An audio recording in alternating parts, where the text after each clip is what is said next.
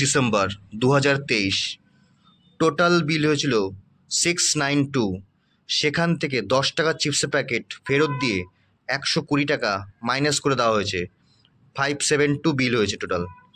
আগের দিনে সে 120 টাকার 10 টাকার চিপসের প্যাকেটটা যেটা ভিডিওতে দেখানো হয়নি, সেটা এই আজকের বিলে মাইনাস করে দেওয়া হয়েছে 120 টাকা।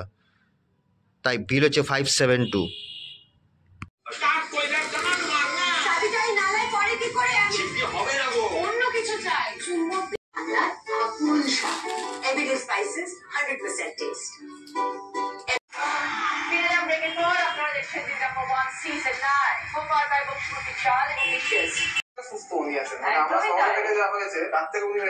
এখন যে মাছ ধরে জামাইকে খাইয়েছে, হ্যাঁ